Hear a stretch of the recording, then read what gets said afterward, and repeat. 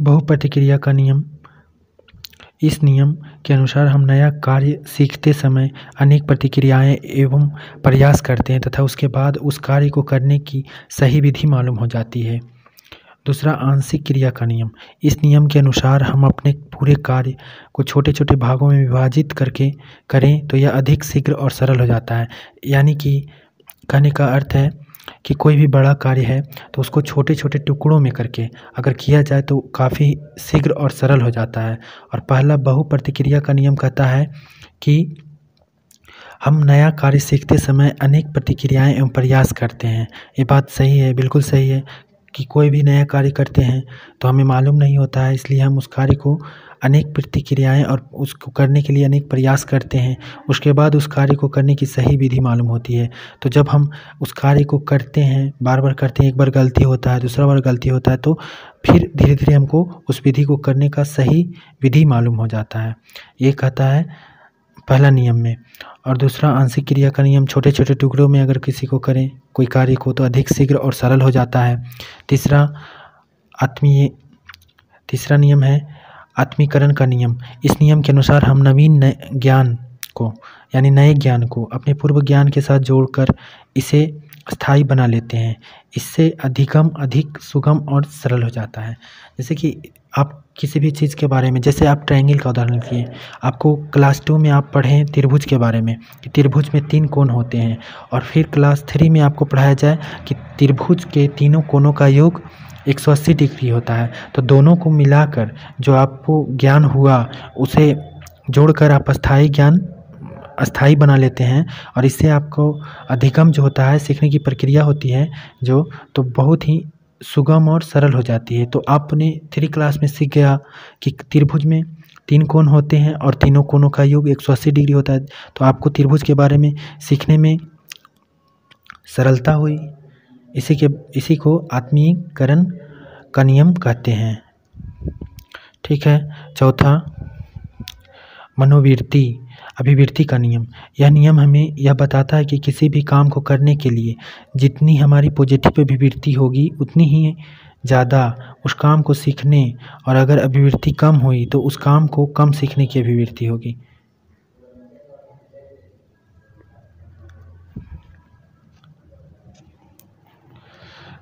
इसमें कहना ये चाहता है कि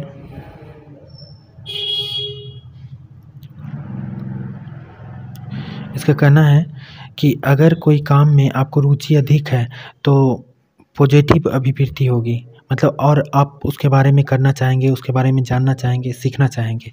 लेकिन अगर अभिवृत्ति, आपको रुचि उस चीज़ में कम है तो आप उस काम को कम सीखेंगे और कम करना चाहेंगे। ठीक है। नेक्स्ट है 5वां, सहचर्य क्रिया का नियम। इस नियम का अभिप्राय है कि पहले की गई क्रिया को अन्य परिस्थिति में भी उसी प्रकार करना। यानी कि पहले कोई आप काम करते हैं तो जो काम को आप पहले करते हैं उसे बाद में भी अगर करें तो उसी परिस्थिति में और उसी समय से उसी ढंग से करें। यही करना चाहता है कि सहचर्य क्रिया का नियम यही है कि इस नियम का अभिप्राय है कि पहले की गई क्रिया को अन्य परिस्थिति में भी उसी प्रकार करना। ठीक है। कुछ एरर्स हैं।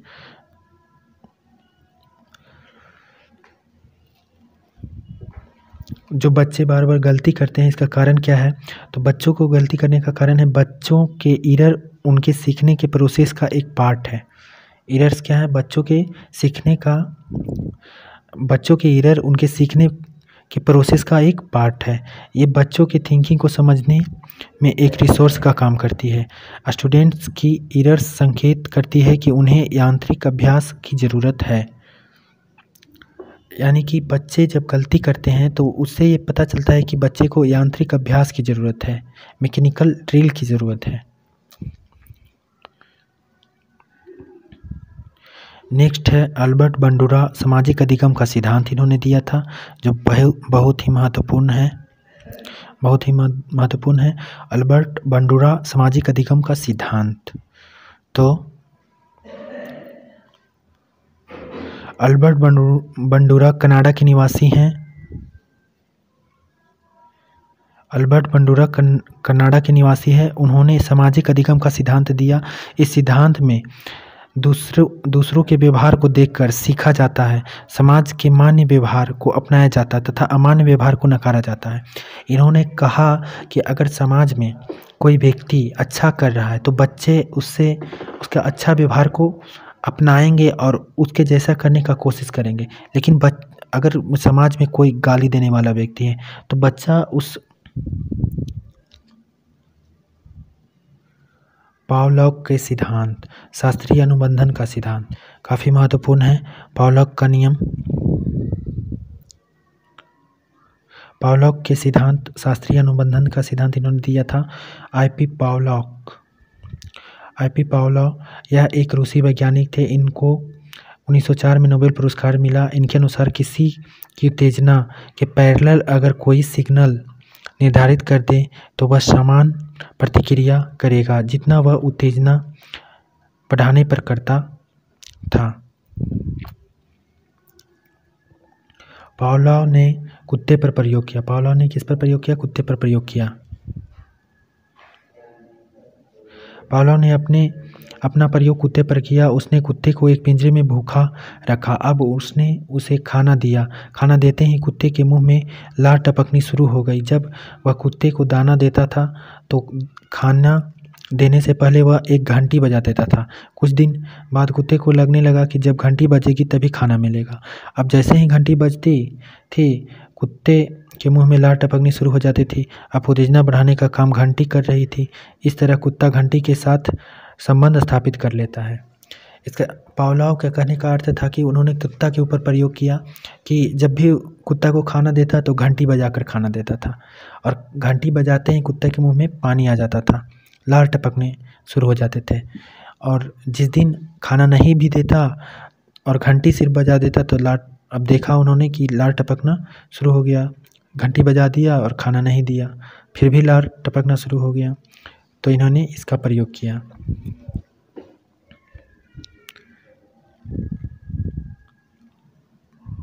देखिए यहाँ चित्र के माध्यम से दिखाया गया है। यहाँ खाना दिया घंटी बजाकर, दूसरा में यहाँ खाना ऐसे ही दिया तो खाना देखकर लार टपकना शुरू हो गया। फिर यहाँ घंटी सिर्फ बजाया दूसरा स्टेज में तो लार कुछ नहीं हुआ कुत्ते को। तीसरा घंटी बजाया और तब खाना दिया तो लार टपकना शुरू हो गया। और चौथा स्टेज में सिर्फ घंटी बजाया और खाना नहीं दिया फिर भी लार टपकना शुरू हो गया, क्योंकि इसे अब आदत पड़ गया था कि घंटी जब बजी है तो खाना आएगा और तब इसमें ये लार टपकना इसका शुरू हो जाता था। तो पहला है उद्दीपन सामान्यीकरण। जब व्यक्ति अनकंडीशनल स्टिमुलस के प्रति क्रिया सीख लेता है तो वह उद्दीपन से मिलते जुलते अन्य उद्दीपनों के प्रति भी वैसे ही रिस्पॉन्स करता है। जैसे अलग अलग घंटियों की आवाज़ आने पर कुत्ता लार टपकाना शुरू कर देता था। ठीक है। दूसरा विलोपन।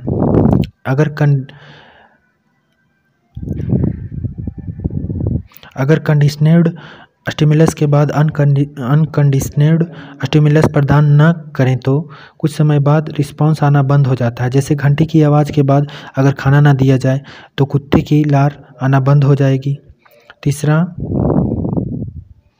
तीसरा विभेद।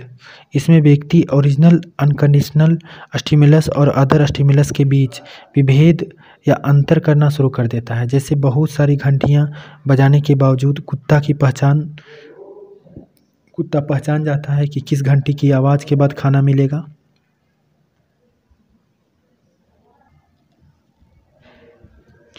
तो इस व्यक्ति ने ओरिजिनल बिना शर्त के प्रस्ताव दिया और अदर स्टिमुलस के बीच विभेद और अंतर करना शुरू कर देता है।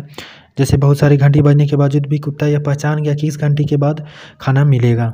ठीक है। अब नेक्स्ट है बीएफ स्किनर की क्रिया प्रसूत अनुबंधन सिद्धांत। ये भी काफ़ी महत्वपूर्ण है। बीएफ स्किनर का क्रिया प्रसूत अनुबंधन सिद्धांत। इस सिद्धांत का प्रतिपादन अमेरिका के हार्वर्ड विश्वविद्यालय के प्रोफेसर बीएफ स्किनर द्वारा किया गया।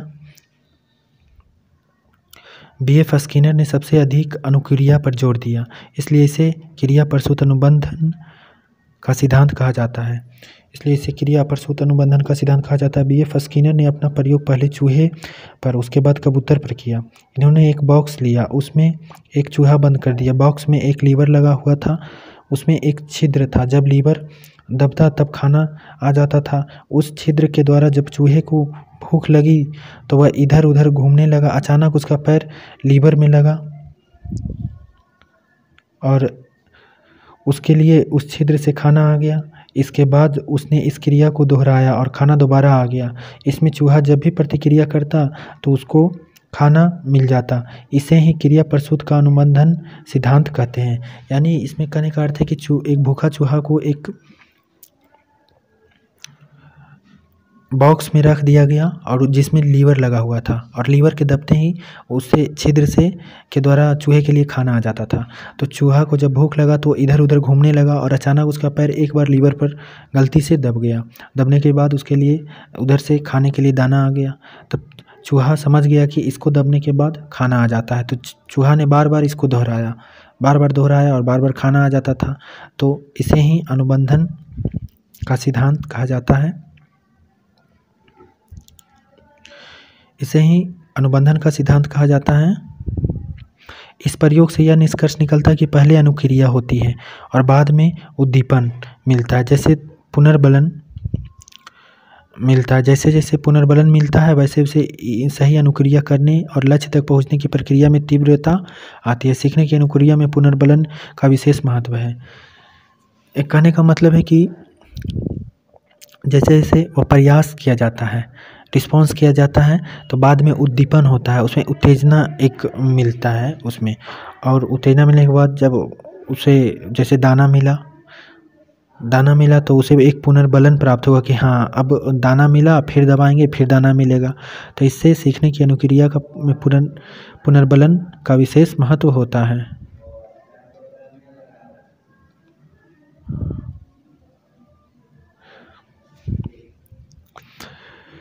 पुनर्बलन जिस उद्दीपन को देने से अनुक्रिया करने की संभावनाएं बढ़ जाती है पुनर्बलन कहलाता है। जैसे पेपर पास करने पर पेरेंट्स द्वारा साइकिल या मोबाइल देना। पुनर्बलन जिस उद्दीपन को देने से अनुक्रिया करने की संभावना बढ़ जाती है पुनर्बलन कहलाता है। जैसे पास करने पर पेरेंट्स द्वारा साइकिल देना। इसमें कहने का अर्थ है कि अगर गार्जियन आपको कह दें कि तुम अगर फर्स्ट लाओगे तो तुमको मोबाइल दिया जाएगा, तो क्या होता है बच्चे में पुनर्बलन आ जाता है, एक तरह का बल आ जाता है कि हाँ अब हमको फर्स्ट करना है क्योंकि हमको मोबाइल मिलेगा। तो उसमें पुनर्बलन एक मिलता है एक तरह का। वही बात यहाँ कहा गया है। पुनर्बलन को दो प्रकार का होता है। पुनर्बलन दो प्रकार का होता है। पहला सकारात्मक पुनर्बलन, दूसरा नकारात्मक पुनर्बलन। ठीक है, तो सकारात्मक पुनर्बलन में है जैसे भोजन, पानी, नौकरी, प्रशंसा आदि। और नकारात्मक पुनर्बलन है जैसे दंड देना। दंड देना क्या है? नकारात्मक पुनर्बलन है।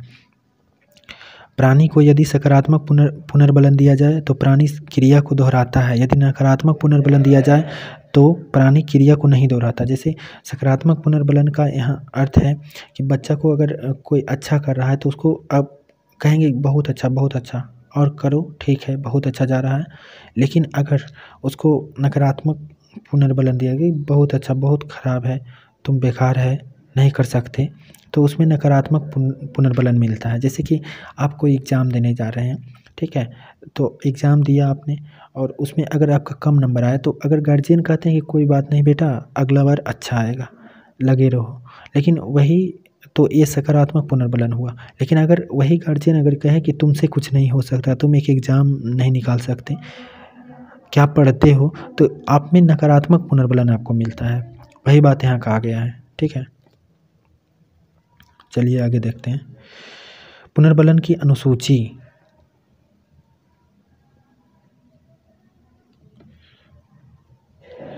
पुनर्बलन की अनुसूची यह दो प्रकार की होती है। पहला सतत पुनर्बलन अनुसूची। इसमें जब जब क्रिया होती है तो पुनर्बलन दिया जाता है। जैसे प्रत्येक सवाल हल करने पर बच्चे की तारीफ करना।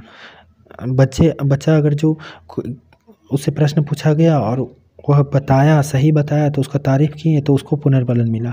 उसे ही सतत पुनर्बलन कहा जाता है कि प्रत्येक सवाल हल करने पर बच्चे की तारीफ करना। दूसरा आंशिक पुनर्बलन अनुसूची। इसमें हर क्रिया के लिए पुनर्बलन नहीं दिया जाता, बल्कि कुछ क्रियाओं के लिए दिया जाता है। जैसे सभी सवालों की जगह सिर्फ कुछ सवालों की तारीफ करना। इसे आंशिक पुनर्बलन, मतलब हमेशा हर सवालों के बाद उसका तारीफ नहीं करना, कुछ कुछ अच्छे सवालों का जवाब देने पे उसका तारीफ करना। इसे आंशिक पुनर्बलन अनुसूची कहा जाता है। ठीक है। मनोसामाजिक सिद्धांत। मनोसामाजिक सिद्धांत क्या है? यह सिद्धांत एरिक एरिक्सन ने दिया था, द्वारा प्रतिपादित किया गया। इसका मुख्य उद्देश्य बच्चों में व्यक्तिगत पहचान कैसे होती है उस पर था। इनके अकॉर्डिंग पूरा जीवन 8 स्टेप से होकर गुजरता है। पहला विश्वास बनाम अविश्वास। 0 से 1.5 या 2 वर्ष के बच्चे में जिन बच्चों को माता पिता से प्यार आदि मिलता है उनमें विश्वास का भाव विकसित होता है। दूसरी तरफ जिन बच्चों को माता पिता का प्यार आदि नहीं मिलता तो वह रोना बिलखना शुरू कर देता है। इस क्रिया को से बच्चों में अविश्वास उत्पन्न होना शुरू हो जाता है। कहने का अर्थ है जिनके माता पिता से जिन बच्चों को प्यार मिलता है उनमें विश्वास का भाव विकसित हो जाता है, और जिनके माता पिता से जिन बच्चों को प्यार नहीं मिलता है वो रोना बिलखना शुरू कर देते हैं, और जिससे बच्चों में अविश्वास उत्पन्न होना शुरू हो जाता है। ठीक है। दूसरा स्वायत्तता बनाम शर्म लज्जा शक। तो ये 1.5 से 2 वर्ष से लेकर 3 वर्ष के बच्चों में देखा जाता है। स्वायत्तता का अर्थ है स्वयं से, अर्थात जब बच्चे खुद से खाना कपड़ा पहनना ज़्यादा पसंद करने लगते हैं, वे अब दूसरों पर निर्भर रहना नहीं चाहते, यह स्वायत्तता कहलाता है। दूसरी और बहुत ही सख्त माता पिता जब काम करने पर डांटते हैं तो वे बच्चे अपने ही अंदर शक का अनुभव करते हैं। जब बच्चा 1.5 से 2 वर्ष या 3 वर्ष में रहता है तब ये गुण देखने को मिलता है लज्जा का, और जब माता पिता उन बच्चे को डांटते हैं तो उसमें शक का अनुभव महसूस होने लगता है। तीसरा पहल बनाम दोष। ये 3 से 6 वर्ष के बच्चों में होता है। जब बच्चे में समझने की क्षमता का थोड़ा विकास हो जाता है तो उसमें जिज्ञासा बढ़ जाता है, वह बहुत ज़्यादा उत्सुक हो जाता है। उत्सुक होने की वजह से वह पहल करता है। दूसरी तरफ जब माँ बाप उसकी उत्सुकता को दबा देते हैं या उसे डांट देते हैं तो दोष भाव उत्पन्न होना शुरू हो जाता है। जैसे कि जब बच्चा में जिज्ञासा जगती है कुछ करने की और माता पिता उसको डांट देते हैं नहीं करना, तब बच्चा में दोष भाव उत्पन्न होने लगता है। ठीक है। नेक्स्ट है परिश्रम बनाम हीनता। 6 से 12 वर्ष के उम्र के बच्चों में देखा जाता है। उत्तर बाल्य अवस्था भी इसे कहते हैं। 6 से 12 वर्ष की अवस्था को उत्तर बाल्य अवस्था कहा जाता है। ठीक है। और 2 से 6 वर्ष की अवस्था को पूर्व बाल्य अवस्था कहा जाता है। तो उत्तर बाल्य अवस्था को परिश्रम बनाम हीनता इस अवस्था में उत्पन्न होती है। इस आयु में बच्चा माँ बाप का हर काम करने की कोशिश करता है, इसे परिश्रम कहते हैं। दूसरी तरफ अगर आपने बच्चों को कोई काम दिया, उस बच्चे ने काम करने की क्षमता कम है तो वह उस काम को नहीं कर पाएगा, इसलिए उसे हीनता आनी शुरू हो जाती है। ठीक है। इस आयु में बच्चा माँ बाप का हर काम करने की कोशिश करता है, इसे परिश्रम कहते हैं। दूसरी तरफ अगर आपने बच्चे को कोई काम दिया, उस बच्चे की काम करने की क्षमता कम है, उस काम को नहीं कर पाएगा, इसलिए उसमें हीनता आना शुरू हो जाती है ऑटोमेटिक अपने आप। ठीक है। 5वां है पहचान बनाम भ्रांति, जो कि 12 से 18 वर्ष की उम्र में आती है।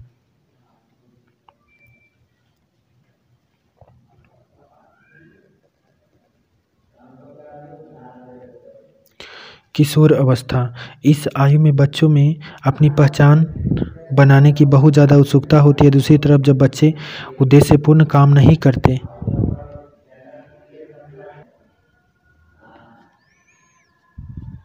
छठा आत्मीयता बनाम अलगाव।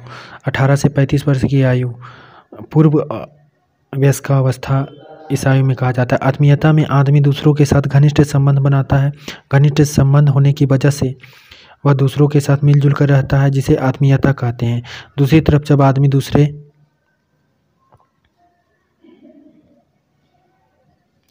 के साथ घनिष्ठ संबंध नहीं बना पाता तो वह अलग रहता है, जिसे अलगाव कहते हैं। सातवां, जन्नात्मकता बनाम स्थिरता।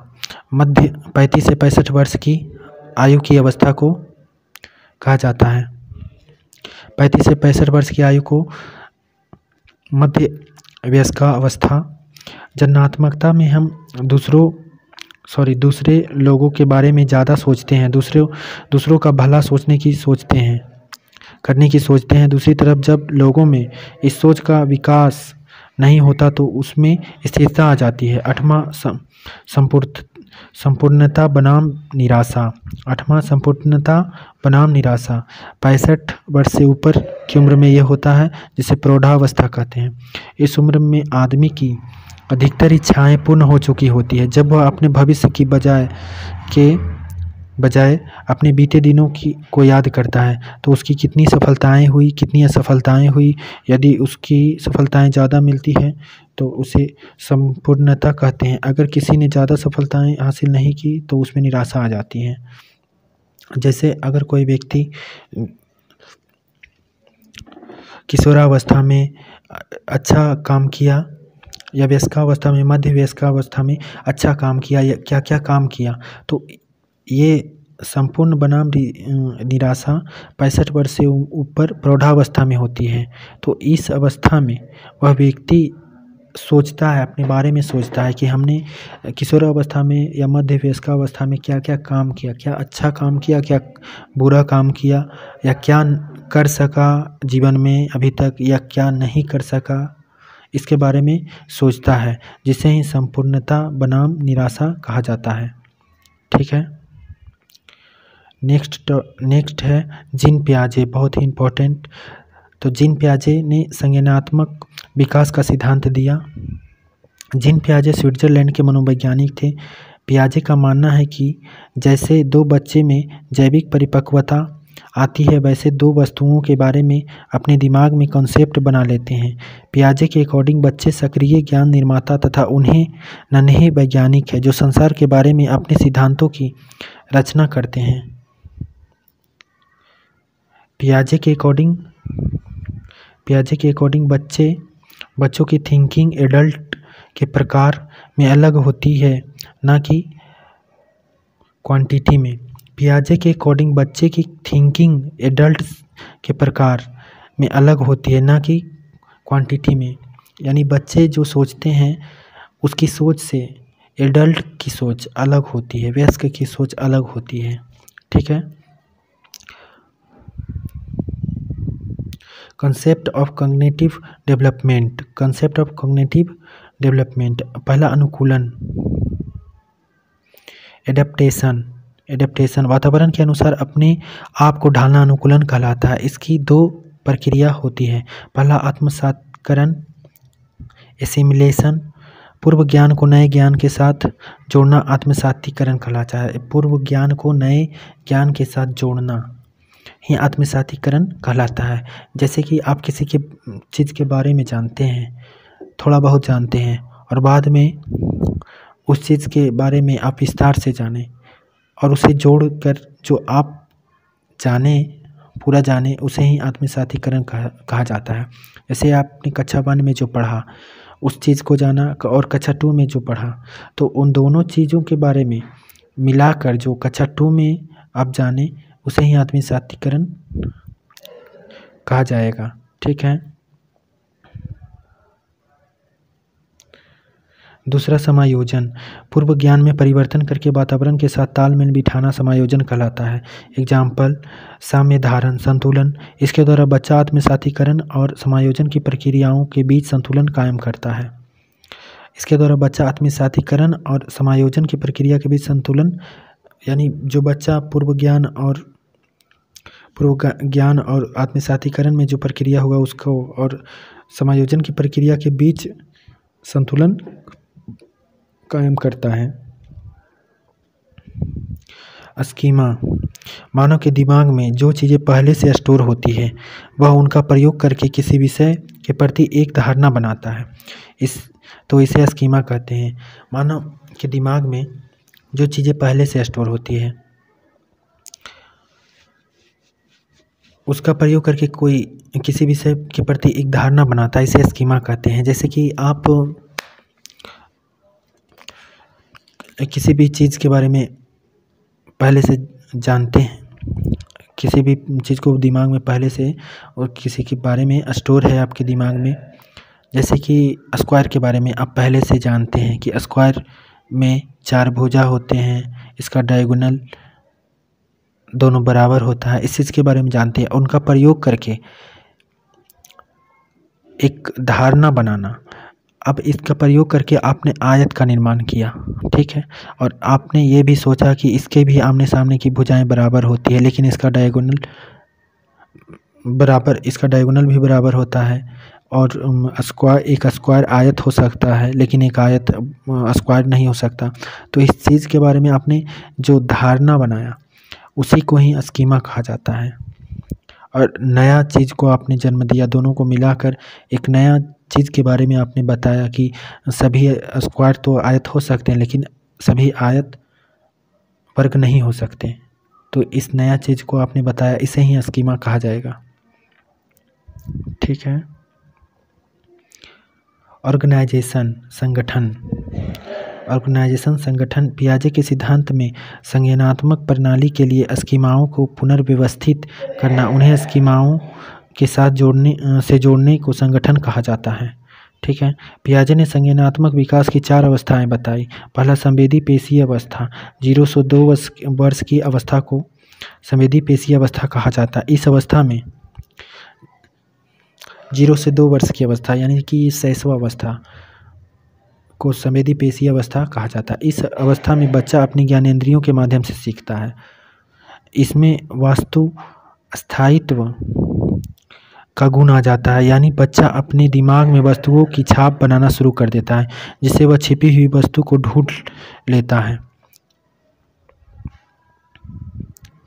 दूसरा, पूर्व संक्रियात्मक अवस्था, 2 से 7 वर्ष की अवस्था को पूर्व संक्रियात्मक अवस्था कहते हैं, यानी कि पूर्व बाल्यावस्था। यह क्रिया करने से पहले की अवस्था है। इसमें बच्चा सामने वाली चीज़ों को देख पाएगा, समझ पाएगा, लेकिन कोई क्रिया नहीं कर पाएगा। पूर्व बाल्यावस्था में भी यही होता है। इस स्टेज में बच्चा प्रतीकों सिंबल का यूज करने में निपुण हो जाता है। जैसे साइकिल शब्द सुनकर उसके माइंड में साइकिल की एक इमेज बन जाता है। इस स्टेज में लक्ष्य निर्देशित व्यवहार की क्षमता आ जाती है, यानी कि जिस लक्ष्य को वो सोचता है अपने मन में उसको पूरा करने की क्षमता आ जाती है। दूसरा, पहला जीववाद, एनिमिज्म। तो जब बच्चा सजीव और निर्जीव वस्तुओं में अंतर नहीं कर पाता उसे ही जीववाद कहा जाता है। जब बच्चा सजीव और निर्जीव वस्तुओं में अंतर नहीं कर पाता इसे जीववाद कहा जाएगा। दूसरा, अहम केंद्रित क्या है? जब बच्चा सोचना शुरू कर देता है कि जो कर रहा है, सोच रहा है, वह सब ठीक है, तो इसे ही अहम केंद्रित, मतलब गलत भी हो वह जो चीज़ वो सोच रहा है वो गलत भी अगर भी है, फिर भी बच्चा सोच रहा है कि जो हम कर रहे हैं वो सही है, तो इसे ही अहम केंद्रित कहते हैं। मतलब दूसरों से कोई मतलब नहीं, अब जो हम कर रहे हैं वो सही है। तीसरा, अपलटावी। इसमें बच्चा वस्तुओं, संख्याओं, समस्या आदि को उलटना पलटना नहीं सीखता। जैसे 4 + 6 तो कर सकता है, 4 और 6 को जोड़ सकता है, जोड़कर बता देता है 10 होगा, लेकिन 6 + 4 क्या होगा ये बता नहीं पाता। इसे ही अपलटावी कहा जाता है। चौथा, मुद्रा संप्रत्यय, दूरी, भार, ऊंचाई, क्रम निर्धारण की योग्यता आदि की कंसेप्ट की कमी इस अवस्था में होती है। पाँचवा, केंद्रीकरण। एक समय में किसी वस्तु को केवल एक विशेषता पर ध्यान दे पाने की प्रवृत्ति को सेंट्रेशन कहते हैं, केंद्रीकरण कहते हैं। एक समय में किसी वस्तु की केवल एक विशेषता पर ध्यान दे पाने की प्रवृत्ति को जैसे कि बच्चा अगर साइकिल के बारे में सोचा है, तो उस वस्तु साइकिल पे ध्यान दिया तो उसका एक विशेषता पर वो ध्यान देगा कि साइकिल चलती है, उससे हम जल्दी कहीं पहुंच सकते हैं। तो बच्चा उसे ही केंद्रीकरण कहा जाएगा कि सिर्फ उसकी एक विशेषता पर ध्यान देने की प्रवृत्ति को। छठा है संरक्षण। अगर किसी वस्तु के साइज या शेप में चेंज कर दें तो उसकी क्वांटिटी पर कोई प्रभाव नहीं पड़ता, लेकिन बच्चा इसको समझ नहीं पाता। जैसे कि जिसको हम द्रव्यमान कह सकते हैं। तो जैसे कोई भी अगर 100 ग्राम की वस्तु है तो वो अगर वर्ग के आकार का है तो उसे हम उसको गोला के आकार का बना दें, लेकिन वो 100 ग्राम ही का ही रहे गोला, तो बच्चा ये नहीं समझ पाता कि ये 100 ग्राम का ही है, तो उसे क्वांटिटी पर कोई प्रभाव नहीं पड़ता। ये बात बच्चा समझ नहीं पाता कि इसमें क्वांटिटी का कोई प्रभाव नहीं पड़ा है, सिर्फ शेप उसका साइज आकार सिर्फ चेंज हुआ है। सातवां है क्रमबद्धता। इसमें बच्चा वस्तुओं तथ्यों को उनके आकार में रखना नहीं सीख पाता, इसे ही क्रमबद्धता कहते हैं। जैसे छोटा वस्तु से बड़ा, छोटा से बड़ा, उससे बड़ा, उससे बड़ा, इस तरह से सजा नहीं पाता है बच्चा, इसे ही क्रमबद्धता कहते हैं। तीसरा मूर्त संक्रियात्मक अवस्था 7 से 11 वर्ष की उम्र की अवस्था में को कहते हैं। इस अवस्था में बच्चा सामने रखी हुई चीज़ों को देखकर ही कुछ कर सकता है या उन पर चिंतन करना शुरू कर देता है। इस अवस्था में अपलटावी, जीववाद, मुद्रा भार, संरक्षण, क्रमबद्धता की योग्यता आदि कॉन्सेप्ट का गुण आ जाता है। तो 7 वर्ष से 11 वर्ष की अवस्था में ये सब गुण आ जाते हैं। फिर आगमनात्मक तर्कना, यह भी इसी अवस्था में आता है, यानी जब बच्चा उदाहरण के ऊपर आधारित होकर तर्क करने लगता है, जैसे पेड़ जरूरी है या नहीं हमारे लिए, बच्चा आंसर क्योंकि इसमें हमें ऑक्सीजन मिलता है, पेड़ जरूरी है कि नहीं, तो बच्चा आंसर देता है क्योंकि यह हमें ऑक्सीजन देता है इसलिए ज़रूरी है। तो इस तरह के तर्क देना शुरू कर देता है, जिसे आगमनात्मक तर्कना कहते हैं।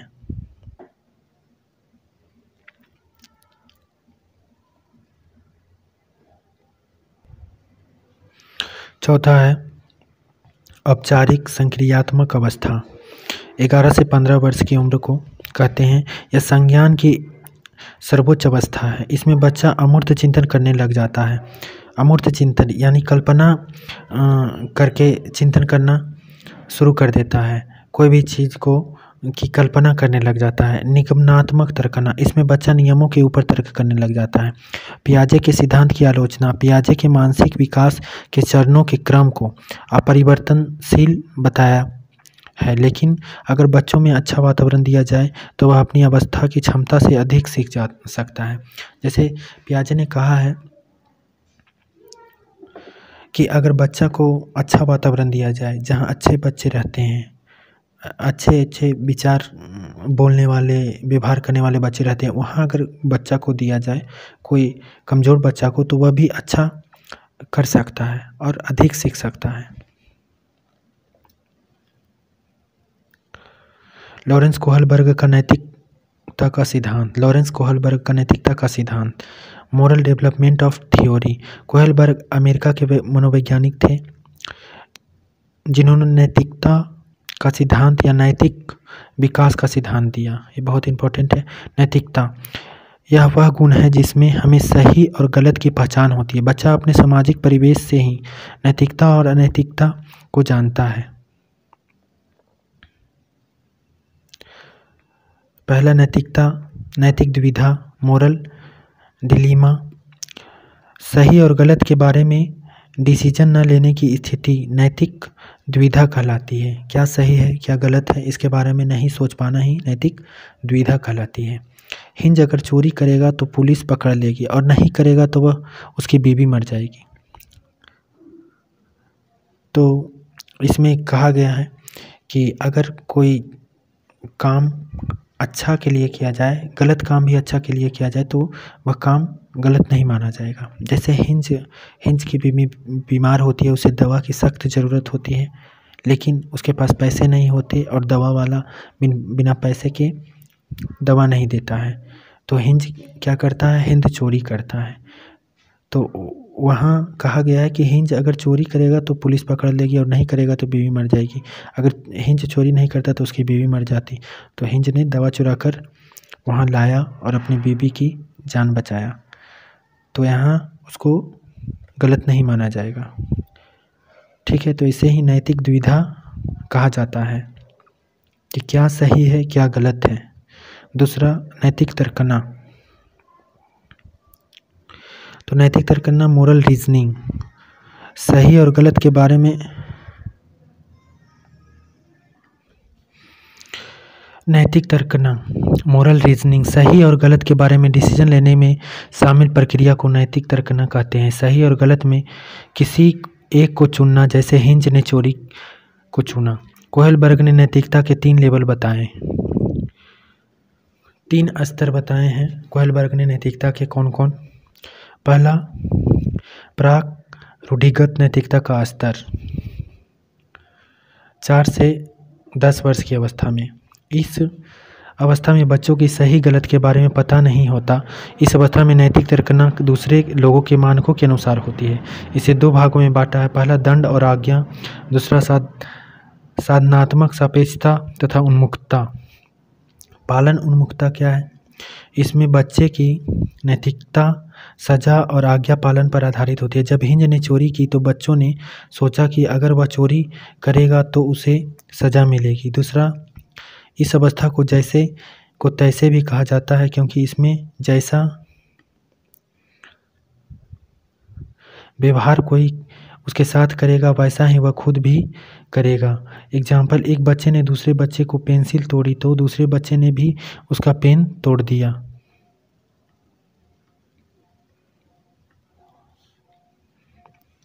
दूसरा, रूढ़िगत नैतिकता का स्तर।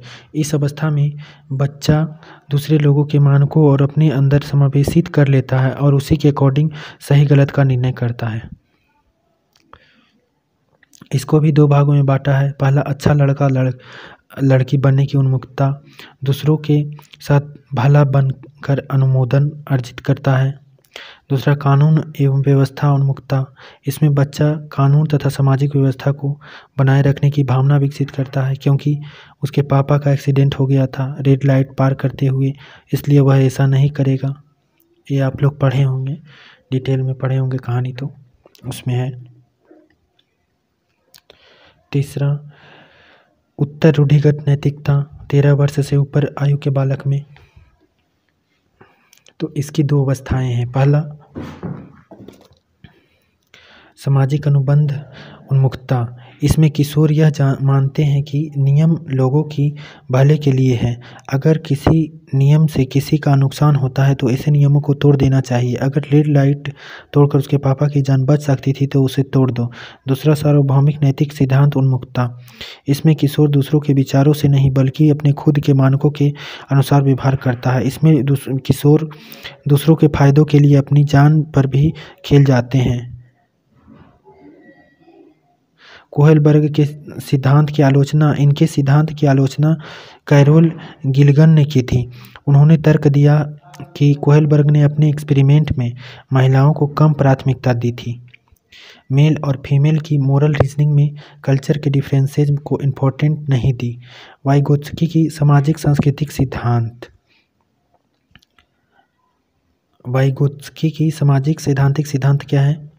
तो लेओ वाइगोत्स्की एक रूसी वैज्ञानिक थे जिन्होंने सामाजिक सांस्कृतिक सिद्धांत का प्रतिपादन किया। यह सिद्धांत बताता है कि बच्चा अपने समाज और संस्कृति से अंतःक्रिया करके सीखता है, यानी सामाजिक अंतःक्रिया के बाद विकास होता है। जबकि पियाजे यह मानते हैं कि पहले विकास होता है बाद में अधिगम। लेकिन वाइगोत्स्की ने कहा कि बच्चा समाज में जो देखता है उसमें क्रिया करते देखता है, उससे ही सीखता है। जबकि पियाजे मानते हैं पहले विकास होता है बाद में अधिगम। पहले विकास होता है बच्चा के मन में, कुछ करने के लिए सीखता है, तब वह उसे करता है। पियाजे का यह मानना था। वाइगोत्स्की की 2 महत्वपूर्ण कॉन्सेप्ट हैं। कौन कौन? पहला, ZPD zone proximal development. ZPD समीपस्थ, निकट विकास का क्षेत्र वास्तविक विकास के स्तर तथा संभावित विकास के स्तर के बीच के अंतर को समीपस्थ विकास का क्षेत्र कहा जाता है। दूसरा, पाड़ और ढांचा वयस्कों द्वारा दी जाने वाली टेम्प्रोरी हेल्प या गाइडलाइंस को स्कैफोल्डिंग पाड़ ढांचा कहते हैं। यानी वयस्कों द्वारा दी जाने वाली टेम्प्रोरी हेल्प, कभी कभी जो हेल्प दिए जाते हैं, जैसे रास्ता चल रहे हैं बाट में, रास्ता में आपका कोई है जो कोई सामान है आप उठा नहीं पा रहे हैं, वहाँ कोई हेल्प कर दिया तो उसे ही टेम्प्रोरी हेल्प कहा जाएगा, ढांचा कहा जाएगा, पाड़ कहा जाएगा। MKO more knowledgeable other teacher parent and friend. ठीक है, भाषा पर इनके विचार, उसके उदाहरण थे। इसके अनुसार भाषा और चिंतन शुरू में अलग अलग होते हैं लेकिन बाद में एक साथ हो जाते हैं। वाइगोत्स्की ने कहा कि पहले भाषा आती है बाद में विचार। पहले आप भाषा आती है, पहले आप बोलने सीखते हैं, जैसे आप किसी चीज़ को बोलने सीखते हैं तब आपके मन में विचार आती है उसके बारे में। जैसे कि राम खाता है, अब बोलने सीखते हैं, इस भाषा को सीखते हैं, उसके बाद राम क्या खाता है उसके बारे में, राम के बारे में विचार करते हैं और कुछ उसके बारे में विचार करते हैं। तो भाषा संज्ञानात्मक विकास को सुगम बनाती है। भाषा है संज्ञानात्मक विकास को क्या है, सुगम बनाती है। निजी भाषण, आंतरिक भाषण, निजी भाषण या आंतरिक भाषण, इसमें बच्चा अपने ही कार्यों को निर्देश देने के लिए भाषा का उपयोग करता है। इसमें बच्चा क्या है, अपने ही कार्यों को निर्देश देने के लिए भाषा का उपयोग करता है। इसे ही निजी भाषण या आंतरिक भाषण कहते हैं। भाषा विकास का सिद्धांत, इनबॉर्न थ्योरी, ये नॉम चोम्स्की, ये बहुत ही इम्पोर्टेंट है। नॉम चोम्स्की भाषा विकास का सिद्धांत इन्होंने दिया था। ये अमेरिका के रहने वाले थे। इनका मानना है कि बच्चे में भाषा सीखने की जन्मजात क्षमता होती है। कोई भी बच्चा भाषा को जन्मजात, ऐसा उसमें बच्चों में क्षमता होती है कि कोई भी भाषा को सीख सकता है, इनका कहना था। नॉम चोम्स्की का कहना था। ये कहते हैं कि बच्चे के मस्तिष्क में एक डिवाइस होता है जिससे बच्चा भाषा सीखता है। बच्चा के मन में एक डिवाइस होता है, माइंड में एक डिवाइस होता है जिसके द्वारा वह किसी भी भाषा को सीख सकता है और उसी के द्वारा वह भाषा सीखता है। नॉम चोम्स्की का कहना था। डिवाइस कौन कौन है, LAD, लैड हो गया पहला डिवाइस है, लैंग्वेज। दूसरा अधिग्रह, इक्वेशन। तीसरा हो गया डिवाइस, यंत्र। पहला भाषा हो गया, दूसरा अधिग्रहण, तीसरा यंत्र। एग्जाम्पल, इन्होंने सार्वभौमिक व्याकरण का सिद्धांत दिया, यानी ग्रामर जन्मजात होता है। इन्होंने सार्वभौमिक व्याकरण का सिद्धांत दिया, यानी इन्होंने बताया कि ग्रामर जो होता है बच्चों में जन्मजात होता है। चोम्स्की ने भाषा के 2 लेवल बताए। पहला सतही संरचना, सरफेस लेवल, इसमें बच्चा सिर्फ ध्वनियों, शब्दों को जानता है लेकिन उसके अर्थ नहीं जानता। एग्जाम्पल, मम्मी पापा, खाना पीना आदि। दूसरा गहरी संरचना, इसमें शब्दों के अर्थ का ज्ञान होता है। Bloom's taxonomy of educational objective, Bloom's taxonomy of educational objective. Benjamin Bloom यह अमेरिका के निवासी थे। इन्होंने शैक्षणिक उद्देश्यों का वर्गीकरण किया था। पहला ज्ञानात्मक पक्ष, दूसरा भावात्मक पक्ष, तीसरा क्रियात्मक पक्ष। तो इन्होंने पहला ज्ञानात्मक पक्ष में क्या बताया, इसका वर्गीकरण ब्लूम ने 1956 में किया। यह मानसिक क्षमताओं से संबंधित होता है। इसके उद्देश्य को सरल से कठिन और शिक्षण अधिगम को निम्न स्तर से ऊंचे स्तर तक ले जाने के दृष्टिकोण को 6 भागों में बांटा हुआ है। तो इसका वर्गीकरण, ज्ञानात्मक पक्ष का वर्गीकरण किसने किया, ब्लूम ने किया, 1956 में किया। यह मानसिक क्षमताओं से संबंधित होता है। इसके उद्देश्य को सरल से कठिन और कठिन शिक्षण अधिगम को निम्न स्तर से उच्च स्तर तक ले जाने के दृष्टिकोण से इन्होंने 6 भागों में बांटा हुआ है। कौन कौन है, 6 भागों में इन्होंने कौन कौन भाग में बांटा।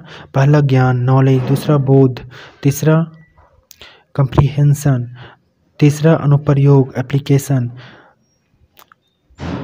चौथा विश्लेषण, एनालिसिस, पांचवा संश्लेषण, सिंथेसिस। छठा मूल्यांकन, इवैल्यूएशन।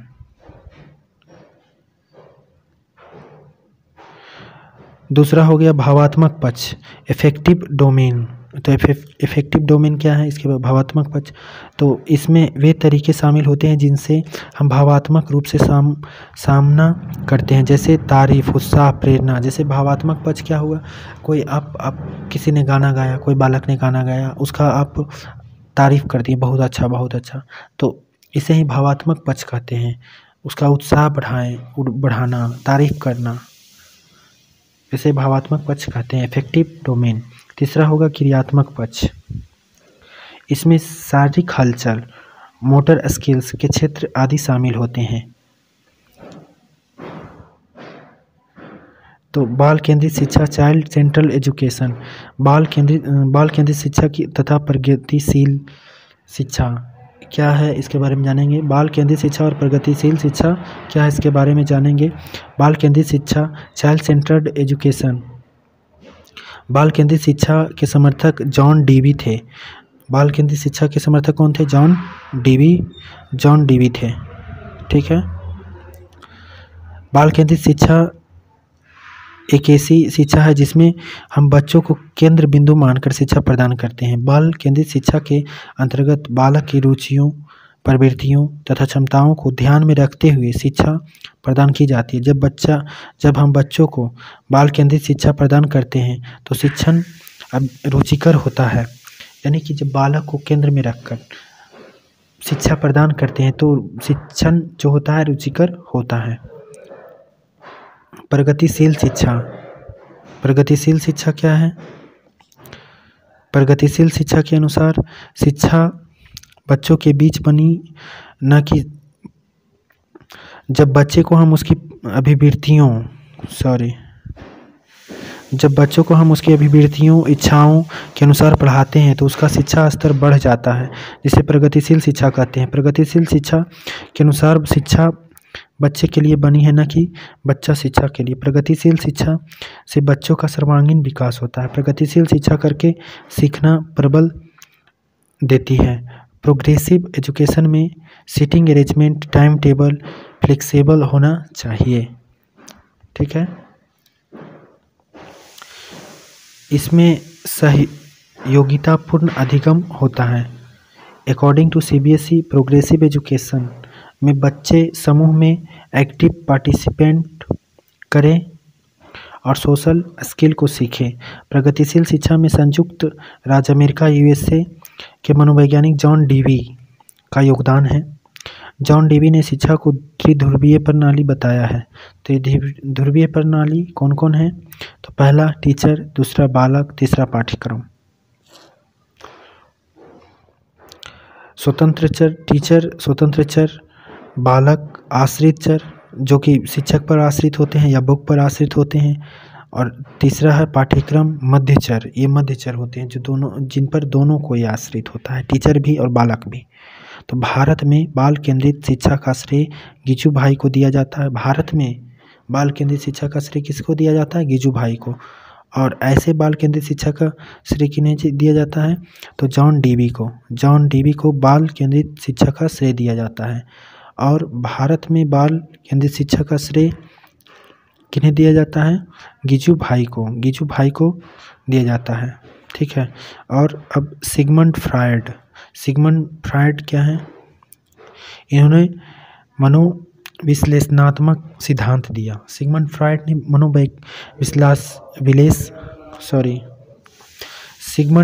ने मनोविश्लेषणात्मक सिद्धांत दिया।